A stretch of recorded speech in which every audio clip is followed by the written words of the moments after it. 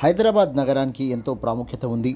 పర్యాటక కేంద్రాలు, పురాతన కట్టడాలు, దేవాలయాలు, భౌగోళిక పరిశోధన శాల, బిర్లా ప్లానిటోరియం, సాలార్జంగ్ మ్యూజియం, పురాతన దేవాలయాలు ఉన్నాయి.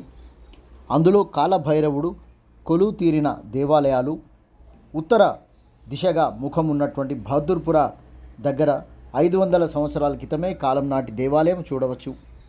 బేగం బజార్ ఛత్రి దగ్గర కాలభైరవుని దేవాలయం స్థానికులు దశాబ్దాల క్రితమే ఏర్పాటు చేసుకున్నారు. దక్షిణముఖంగా ఉన్నటువంటి ఈ దేవాలయము.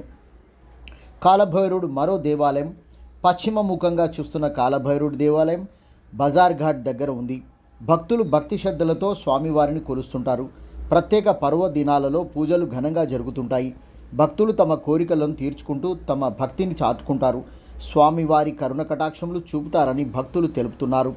స్వామివారి అనుమతి లేనిదే స్వామివారు కాశీలోకి ఎవరిని ప్రవేశించనీయరని నానుడి ఉంది.